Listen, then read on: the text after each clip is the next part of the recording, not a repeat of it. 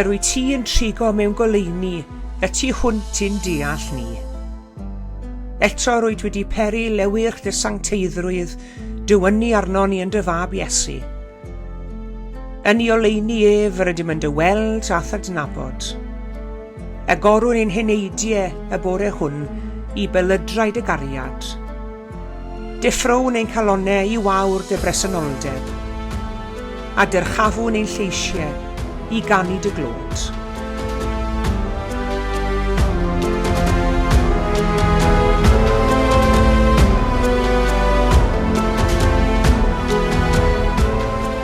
Bore da iawn i chi gyd a chroeso cynnes iawn i chi i'r oedfa.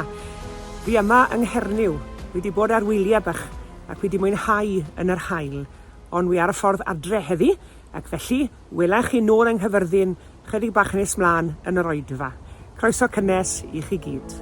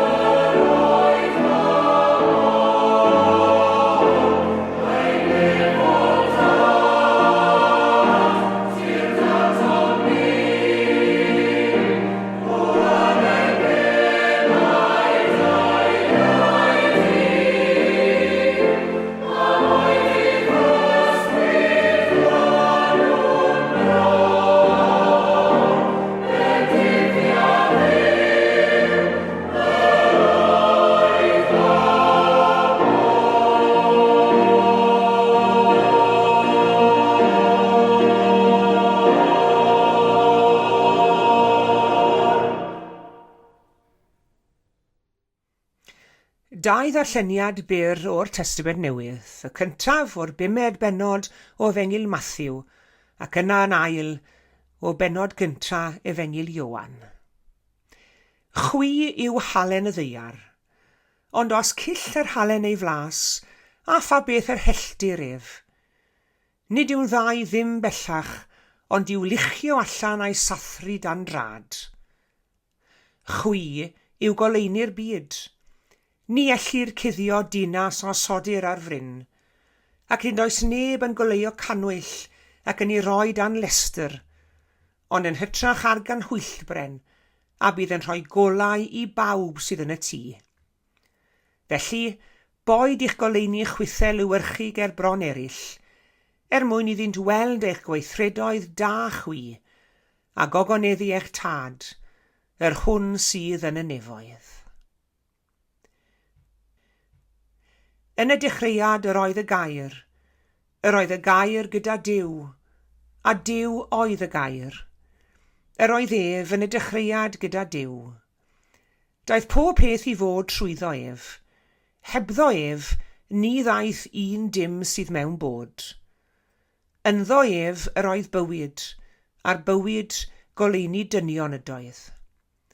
Y mae'r goleini yn lliwyrchu yn y tywyllwch, ac nid yw'r tywyllwch wedi ei drechu ef.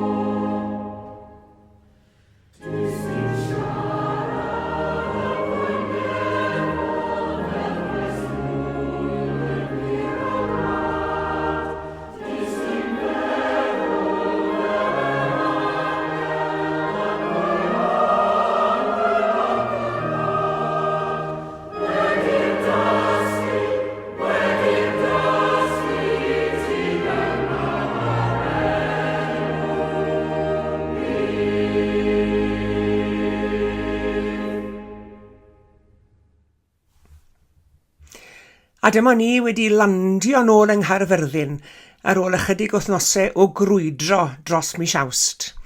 Ac yn dilyn eisteddfod llwyddiannus iawn yn Wrecsam, mi roedd hi'n braf cael cyfle i dreulio ychydig o ddyddiau yn Nyfniaint a Chernyw. Pam o'n i'n blentyn, fydden ni'n clywed sôn yn aml bod cwch yn hwylio o bier mwmbws yn Abertawe i Cwm.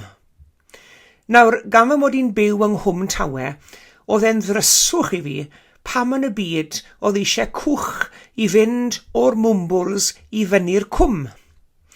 Ond buan y sylweddolais taw Cwm i'r bobl leol yn y cyd-destun hwn oedd cwm, sef ilffra cwm, ac i ilffra cwm y bydde'r cwch yn hwylio o bier y mwmbwls. Tref glan môr brysur yw ilffra cwm, ac efallai nad mis Awst yw'r amser gorau'r flwyddyn i alw heibio, ond mentro nes i, gan fy mod i'n pasio, a mwynhau awrfach yn yr harbwr. Uwch ben yr harbwr mae bryncyn o'r enw Lantern Hill, ac arni saif capel sydd yn dyddio nôl i'r 4edd ganrif ar 10. Fe adeiladwyd y capel yn y flwyddyn 1321 fel man addoli i'r morwyr oedd yn byw ac yn gweithio yn ardal yr harbwr.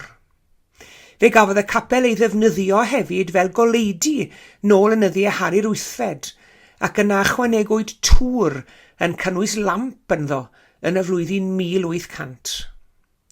Enwyd y capel yn Gapel Sant Nicholas, sef nawdd sant y morwyr, yn ogystal â bod yn nawdd sant y plant, wrth gwrs. Ar ôl i Harri'r 8fed ddiddymu'r mynachlogydd yn 1540, fe ddaeth y capel yn dŷ preswyl i geidwad y goleidi a'i deulu. Wedi'r adeilad gychwyn cwympo'n adfel, daeth y clwb Rotary lleol i'r adwy yn 1962 a'i adnewyddu. Ac fe gynhelu roed feion yng Nghapel Sant Nicholas yn achlysurol, ond mae ei golau o'i thŵr yn pelydru bob nos ar hyd y flwyddyn yn arwain y cychod yn ddiogel i'r harbwr.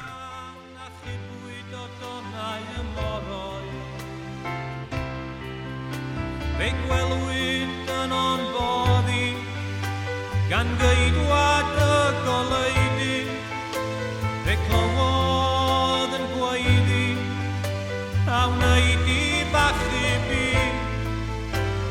can a oedd yn llithro rhwng muriadau anghofio, ceidwad y goleidi a dwy fi.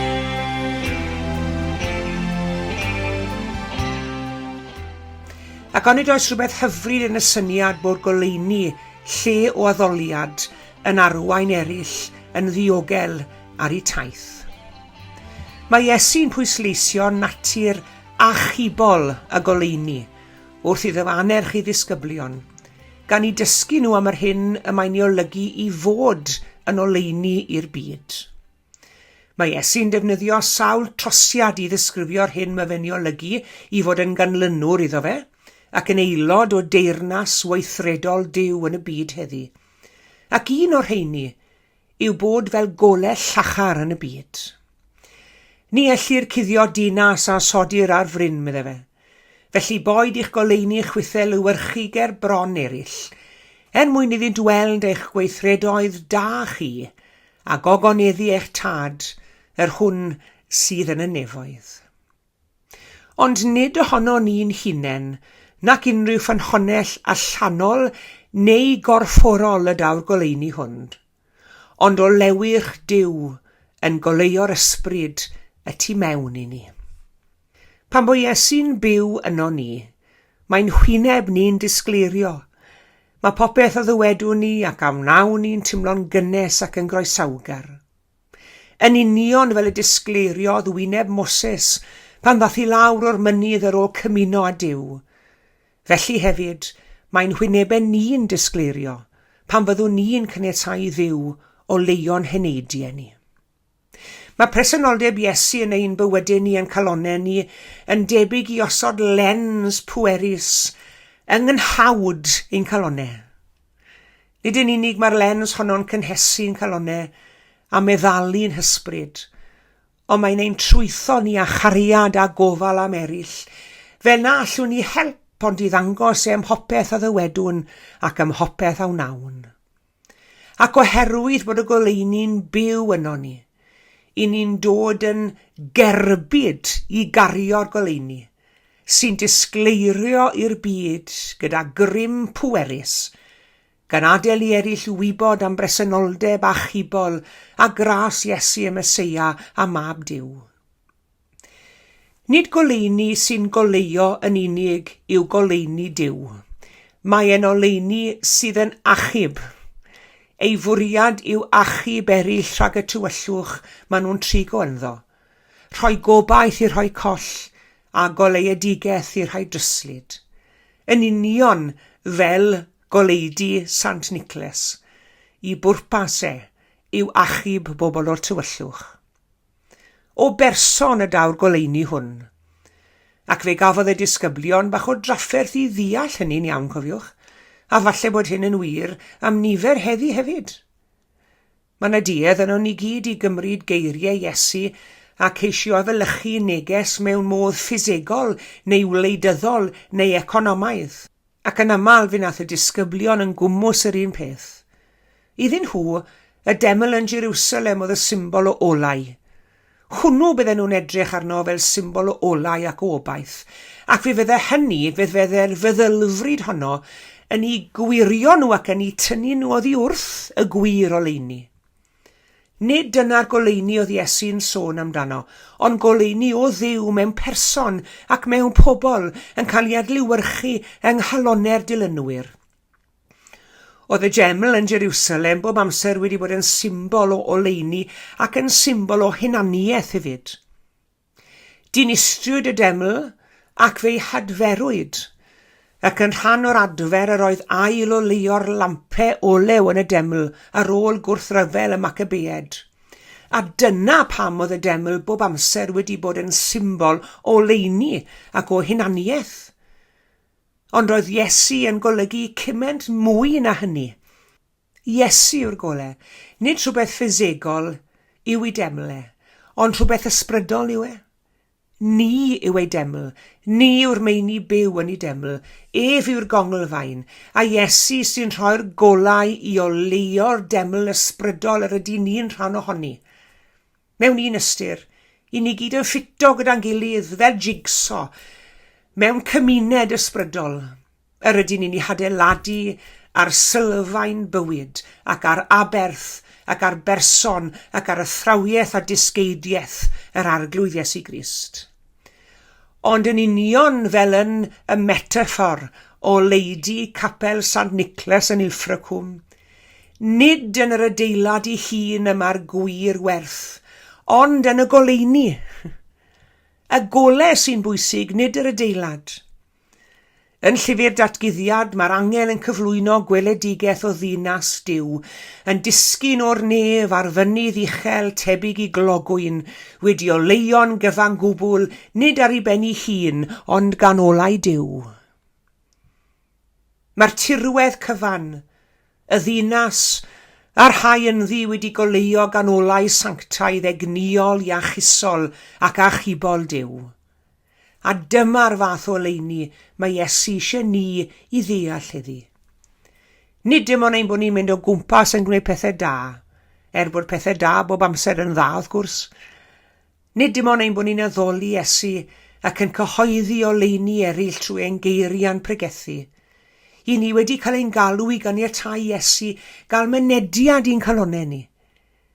Ganiatáu iddo fe drwytho cynhesrwydd, golau, tân, egni, disgleirdeb a gobaith mor llachar, fel na allwn ni beidio a'i lywyrchu yn ei sgil. Pan fydd eraill yn edrych ar rhywun sydd wedi drwytho a chariad Iesu, falle na bydd yn rhoi bys arno fe, ond maen nhw'n gallu gweud bod rhywbeth sbesial a gwahanol am y person hwnnw. Mae pobl fel na'n tywynu, y math o lewyrch sy'n gwneud i bobl eisiau bod yn eu cwmni nhw. Maen nhw eisiau bod o'i cwmpas nhw. Maen nhw'n peledru llawenydd, heddwch, cariad, caredigrwydd, holl ffrwythau'r ysbryd, mewn ffordd na ellir i ddyfeisio gan unrhyw un ac unrhyw beth arall. Yno ni mae'r ddinas ar fryn. Yno ni mae'r deml. Ac wrth i ni wynebu tymor newydd, fy ngweddi yw, y bydd i ni, drwy gyfrwng yr oedfeion digidol hyn, a thrwy gyfrwng unrhyw addoliad arall sydd yn cymryd lle yn ein cymunedau ni, yn ein gwlad ac yn ein byd ni. Y bydd i ni, bob yr un ohono ni, gael ein tynnu o'r newydd a goleuni Iesu, mwyn i eraill ei weld yno ni a thrwo ni. Dod i mi galon well bob dydd, a thras yn fodd i fyw, fel bo i eraill drwon ni, adnabod cariad Duw. Amen.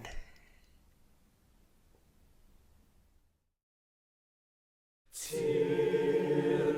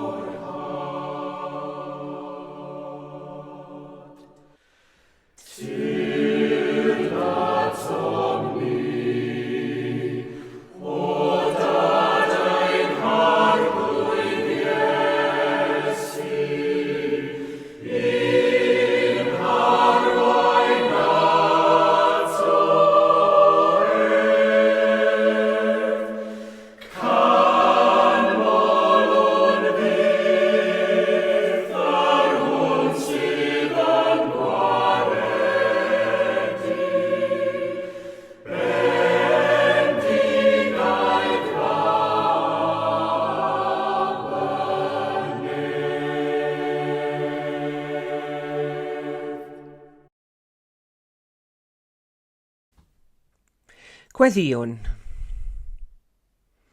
Arglwydd, diolch fod oleuni di wedi gwawrio'r diwyllwch ein byd ni, drwy dair yng Nghrist Iesu. A thrwy hynny mi rwy ti di rhoi i ni olwg newydd ar dy gariad. Rwy ti di gwasga'r tywyllwch ein hanobaeth. Mi rwy ti di deffro'r meddyliaeth geisio, ac mi rwy ti hefyd wedi rhoi ni weledigaeth o ddynoliaeth wedi dyrchafu o goniant. Helpa ni arglwydd yn llewyrch doleuni i ddod o hyd i ffordd at Iesu ac yn ei gwmni ef y ffordd i'r bywyd. I ni yn cyffesu arglwydd bod ofn doleuni di arno ni o bryd i'w gilydd, achos bod e mor ddisglair a mor dreiddgar. Ac i ni yn ofni arglwydd bod i belydre yn goleuon meddyliau dirgel ni o bryd i'w gilydd. Tywyno arno mae arglwydd, di noethna'n heogrwydd ni. Dangos i ni ein hangen, a gosod ni ger bron disgleirdeb dy drigaredd, fel y medrwn ni wedi'n brofi gwefr dy fyddeiant, a cherdded mewn ffydd a llywenydd fel plant y gweleuni. I ni'n ymwybodol iawn arglwydd am yr rheini sydd yn byw mewn tywyllwch heddi. I'r rhai sydd mewn unigrwydd a dieithrwch, wedi llethu gan swildod a nerfusrwydd, a heb neb i'w cynnal a'i hymgeleddu, rholeuni dy gwmni o dad.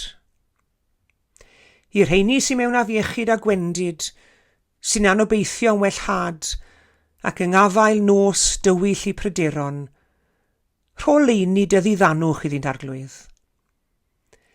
I'r rhai sydd mewn amheuon ac ofnau, sydd wedi colli golwg arna ti, ac yn methu gweld ystyr na diben i'w bywyd, rholeuni dy wirionedd arglwydd.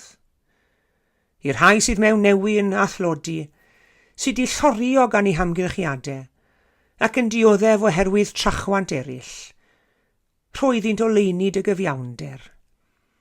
I'r rheini sydd yn wynebu oriau'r dydd hwn, mewn ofn a phryder a phoen, sydd yn byw mewn ardaloedd lle mae yna sŵn ryfel a bom yn eu hamgylch hynny, rhoeddynt arglwydd oleuni dy dangnefedd di. Gweddiwn ar eith blant ym mhob man, ddod o hyd i llawnder a llawenydd bywyd, o fewn teyrnas loiw dy fab, ein harglwydd Iesu Grist. Gadewch i ni weddio gweddi'r arglwydd. Ein tad yr hwn wyt yn y nefoedd, sancteiddiau'r denw, deled y deyrnas, gwnelau'r dy ewyllus, megis yn y nef a felly ar y ddeiar hefyd. Dyro i ni heddiw ein bara beunyddiol, a madda i ni ein dyledion, fel y myddeiw nina i un dyledwyr, ac nac arwa i ni brofedigaeth, eithyr gwared ni rag drwg, canis eiddo ti yw deyrnas, a'r nerth a'r gogoniant, yn oes oesoedd. Amen.